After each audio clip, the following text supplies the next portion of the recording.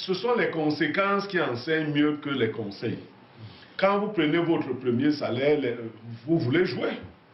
Vous dites que vous êtes riche parce qu'en un jour, vous avez plus d'argent que les autres jours. C'est peut-être la première fois qu'on remet autant d'argent. Voilà. Mais cette histoire, bien sûr, je vous coupe un peu. Quand on reçoit ton salaire, on te dit tu dois faire quoi? Le Saraka, c'est ça? C'est normal Bon, de le faire? non, pas le salaire, parce que nous avons un système particulier, c'est le rappel. Une sorte de rappel pour les fonctionnaires et autres. Vous commencez à travailler pendant beaucoup d'années, beaucoup de mois, vous n'avez pas de revenus. C'est la famille, les amis, les collègues. Mais il ne faut même pas dire. Ça veut dire que ça ne concerne pas. Les gens, il y a deux sadakas. Oui. Les gens vous soutiennent.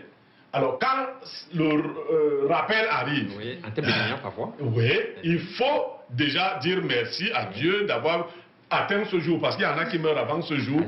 Oui, maintenant il y a un autre type d'emploi, c'est que vous étiez au chômage, vous cherchiez, bim, on vous recrute, vous faites une messe d'action de grâce si vous êtes chrétien, si vous êtes musulman, vous faites le sadaka, ainsi de suite, pour dire merci à Dieu. Ce sont nos manières de penser. Voilà, ça peut être la personne qui vous a aidé à avoir l'emploi, ainsi de suite. Mais quand les gens ont donc leur salaire, leur premier argent, ils se disent qu'ils sont les rois du monde. Les plaisirs du monde vous tendent la main. La dictature, l'argent a ses conseils, qui ne sont pas vos propres conseils. Maléa Mamoni, les conseils de l'argent, les doigts là, l'argent te dit, dépense-moi, cherche les femmes. C'est lui qui te donne les conseils. Tu es le plus fort, tu es le plus beau. Alors, tu peux commencer par écouter ses conseils. Tu vas dans ce sens-là. Ah ben, sauf que quand, après 10 jours, l'argent est fini, le revers. Tu commences à subir. Voilà. Après cette fin du mois, si tu réussis à atteindre la fin du mois, très souvent on ne meurt pas, mais tu atteins la fin du mois en rampant, tu vas donc te poser les questions. Deux voies vont se présenter à toi. Est-ce que je vais devenir plus réfléchi, organiser mes finances? Parce que pour la plupart, les gens n'ont pas d'intelligence financière. Ils n'ont pas été éduqués à utiliser, à manipuler l'argent. Voilà, à budgétiser, non. Mais la vie va t'enseigner à budgétiser. Forcément.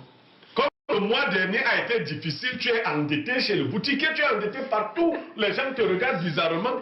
Si tu es sage, ce mois, tu vas te dire non, on ne peut pas recommencer comme le mois passé. Voilà. Et tes camarades de beuverie, là on va boire, vont commencer à dire, hey, qu'est-ce que Ribambede a montré aux gens? Il ne boit plus. Il ne boit plus parce que c'est toi-même qui vois déjà que non. Il y a danger là-bas. Le bailleur est à la porte. Ceci, cela. Le prix d'une bière. Voilà, tu commences donc à réfléchir. C'est la meilleure voie. Donc, c'est cela. Maintenant, je sors par le devoir-être. Le devoir-être devrait être une formation à l'utilisation de l'argent. On ne naît pas avec l'argent. Vous naissez dans votre famille, ce sont... L'école ne nous apprend pas ça. L'école ne nous enseigne pas ça. La vie nous enseigne. Mais il faudrait que l'école l'école nous enseigne. Je suis obligé de parler. Moi, j'ai eu un gros privilège. Ma mère m'a enseigné à utiliser l'argent. Oh non, elle avait un registre avant les salaires. Elle écrivait toutes les dépenses incompressibles et elle budgétisait, elle écrivait. Comme elle a une belle main d'écriture enseignante. Moi, j'étais le trésorier de ma mère depuis que je suis enfant. Je suis son trésorier depuis l'âge de 7 ans. Donc, c'est à moi qu'elle remettait le salaire.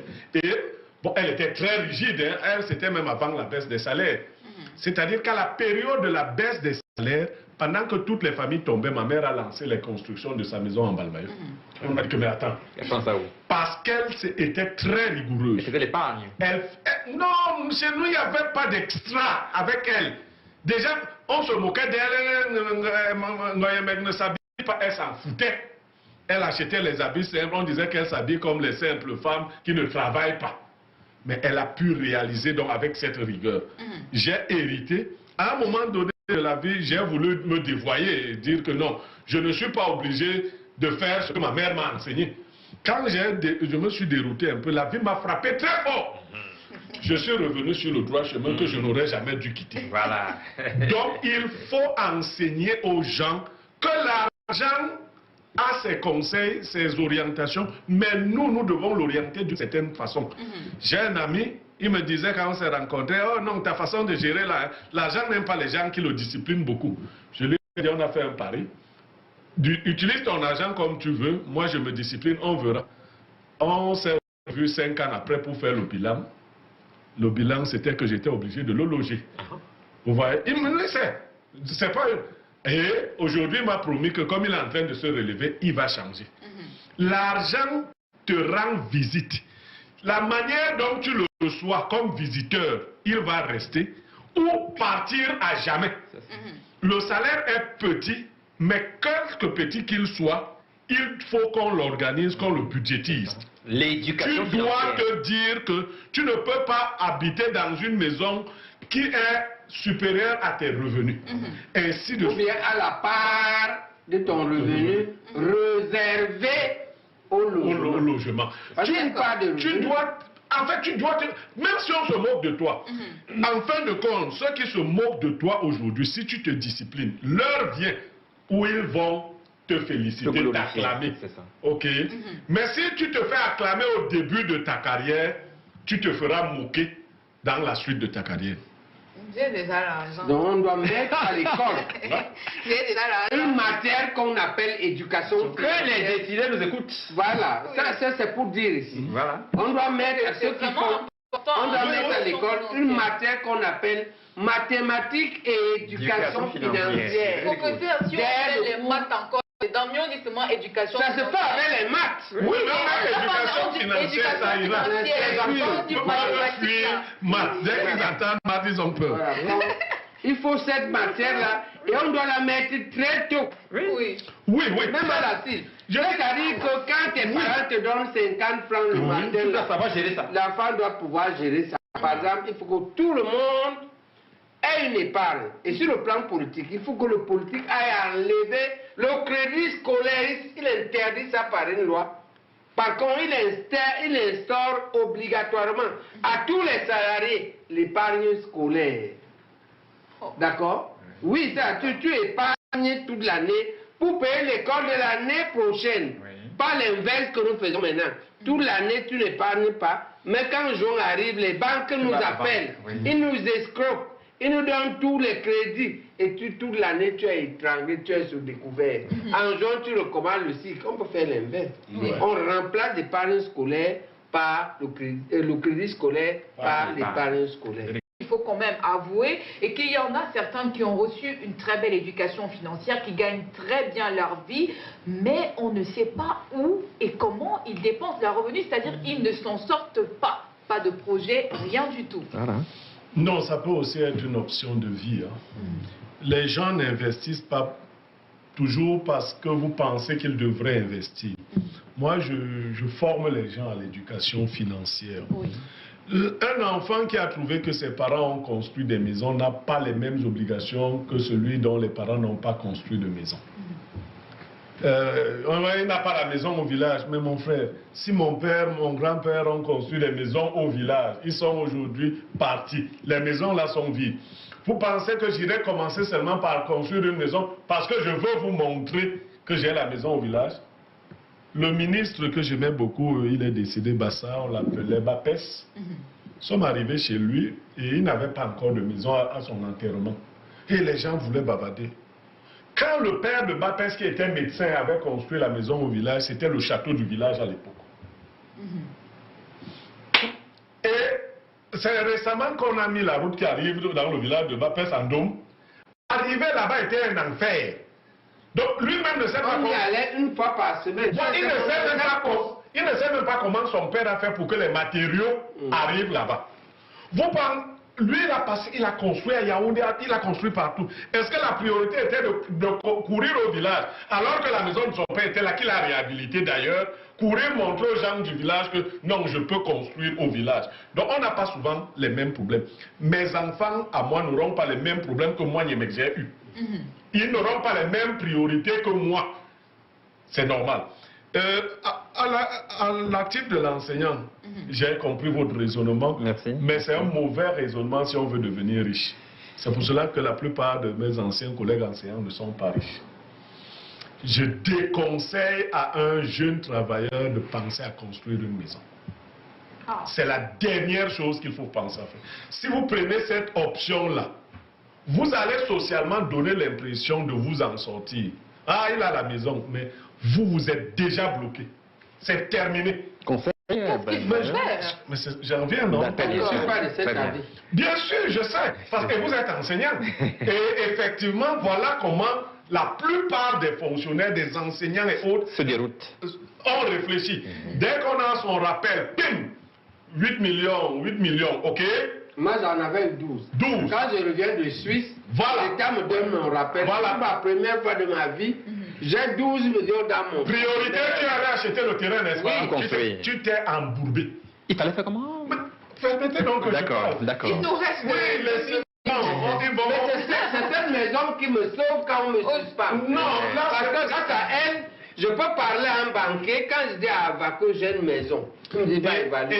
On c'est évalue. intéressant. Et ça permet que la banque me donne de l'argent pour lancer mon entreprise. Non, je D'accord, vais même vous permettez dire, dans le cas, je vais passer par le professeur Baïbek et revenir. Oui. La chance qu'il a eue, c'est d'avoir acheté du terrain dans une zone qui avait un très bel avenir foncier. Les terrains sont ce qu'on appelle en économie, dont nous parlons là, les valeurs refuges. Vous avez acheté une très belle valeur refuge, c'est-à-dire des choses qui prennent de la valeur au fur et à mesure que le temps passe. Et là où vous êtes situé, un banquier est très proche de vous donner de l'argent.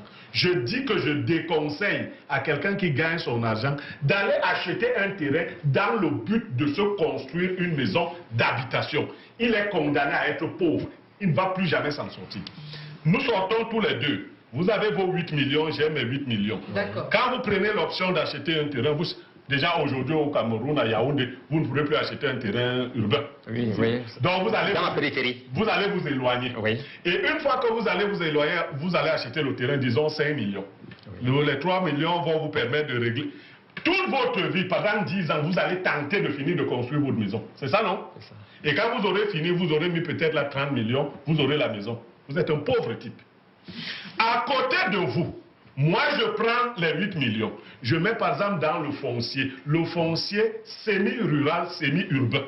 C'est-à-dire j'achète des terrains en hectares qui sont des terrains d'agriculture. Oui. Mais pas très loin des grandes villes. Oui. Dans la même période de 10 ans, ces terrains semi-urbains seront devenus des terrains urbains. Certainement. Dans 10 ans, quand je vais vendre mes 6 hectares de terrain, j'aurai au moins 300 millions. Vous serez un pauvre type, vous allez dire que je suis dans les sectes.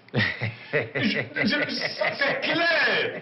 Et donc, les hommes ont construit quand on est riche. Si tu payes, tu construis une maison de 100 millions. Oui. Prends 100 millions. C'est le loyer de combien d'années, si même le loyer était à 500 000?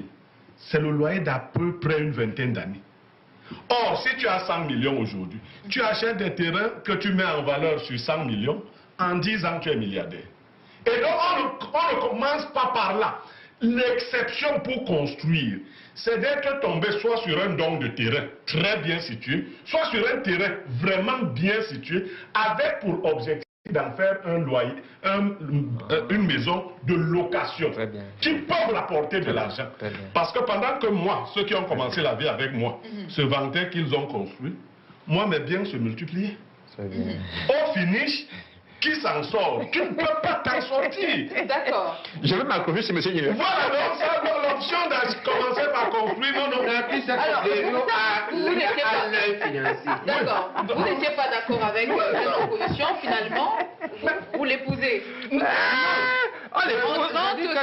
un peu spécial parce que lui, il est quelqu'un qui a une grosse intelligence financière.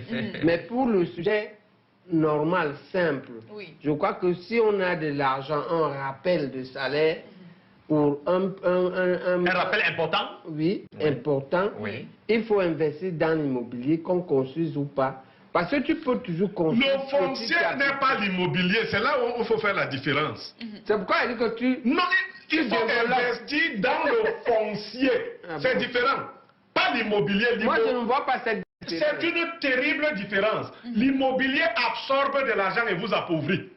Observez que si vous construisez une maison aujourd'hui, après 10 ans, elle vaut moins que ce qu'elle valait le jour où vous la construisiez. La maison n'est pas une valeur refuge, derrière elle se dégrade. Moi, c'est grâce à cette maison-là Je dis que d'abord, il m'a permis d'avoir un peu d'argent pour lancer ma Vous voyez société. que ce sera très Quand Petit Jacob m'a suspendu, quand Petit Jacob m'a suspendu jusqu'au salaire, d'accord, il fallait que je relève ma petite entreprise, il me fallait des fonds. Oui. Et maintenant, quand la petite entreprise a décidé de créer un cabinet dans lequel je suis un chirurgien qui passe, mon cabinet médical n'est pas mon cabinet, le cabinet de Buyback. Mon cabinet médical, le cabinet de l'entreprise Implant et Services. Si vous n'aviez pas été un médecin, un chirurgien, Ouais. vous seriez au village depuis en train de poursuivre les rois. Vous savez pourquoi? La pauvreté vous aurait écrasé.